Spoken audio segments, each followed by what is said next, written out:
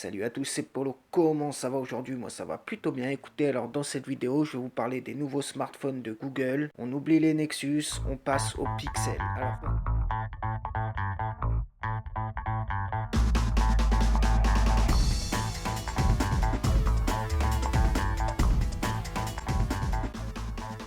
Alors pour commencer, ça ne sera pas un, mais deux smartphones qui vont être présentés par Google. Google souhaite vraiment créer la marque Google, donc ça va plus être Nexus.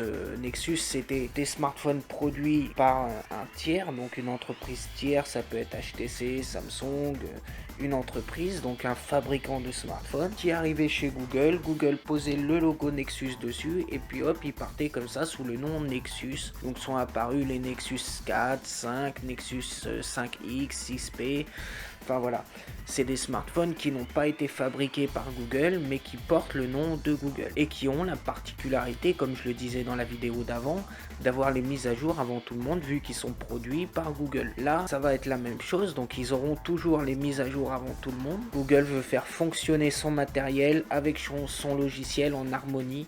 Donc, ces smartphones vont toujours être produits par HTC, donc par une société tiers. Google veut vraiment se poser comme Apple l'a fait, donc avoir un matériel et un logiciel en harmonie. C'est ce qui a fait le succès d'Apple, hein, pour les gens qui ne le savent pas. Dans un iPhone, tout marche très bien parce que le matériel et le logiciel sont, comme je le disais, en harmonie. J'ai beaucoup dit harmonie dans cette vidéo, je crois qu'il faut que j'arrête.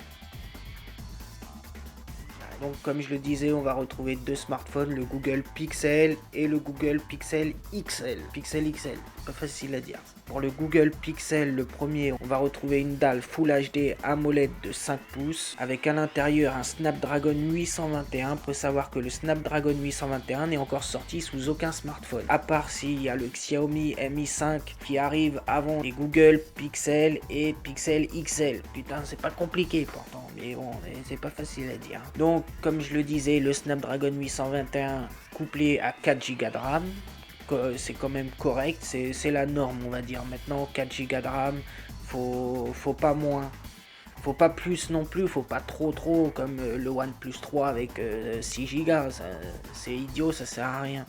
Mais 4 Go c'est la norme, on va dire, c'est ce qu'il faut. Avec 32 Go de stockage interne et en partie photo, on va retrouver donc à l'arrière un appareil photo de 12 mégapixels et à l'avant de 8 mégapixels. Quand même plutôt correct. On va voir niveau logiciel ce que ça donne, parce que comme je le dis, les mégapixels ça fait pas tout, hein, faut le savoir. Donc il y a aussi la partie logicielle. Moi j'adore tout ce qui est photo, tout ce qui est vidéo. Moi je me filme toujours, hein, il faut le savoir, je me filme toujours avec mon Galaxy S6 Edge, hein, ça n'a pas changé. Il y aura bien à l'arrière un capteur d'empreinte digitale. On aura aussi le port jack, heureusement ils nous ont gardé le port jack et un port USB type C. Il faut savoir que maintenant l'USB type C, et la nouvelle norme on va dire, fait aussi l'audio.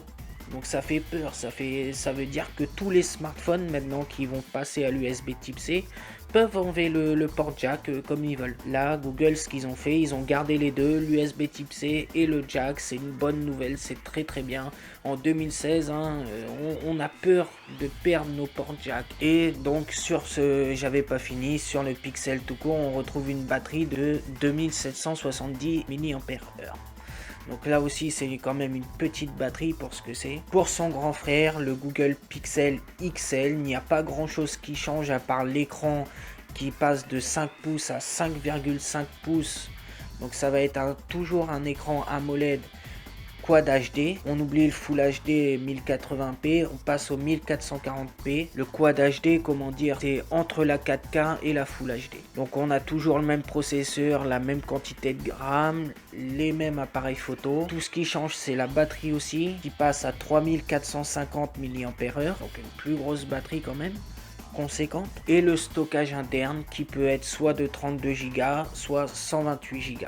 Donc voilà, je pense que je vous ai tout dit. Google essaye de se refaire une image. C'est des smartphones assez haut de gamme quand même qui vont coûter cher. Je sais que le Pixel va être à 649 $. Donc je sais pas les prix en euros avec les taxes et tout, je sais pas encore. Et le Pixel XL à partir de 769$. C'est quand même les prix des iPhone 7. Alors on peut dire que la communauté Android les attend au tournant. S'ils se loupent, c'est mort. Au prix des iPhones, ils ont intérêt de pas se louper. Sur ce, je vous laisse. C'était Polo. À plus tard.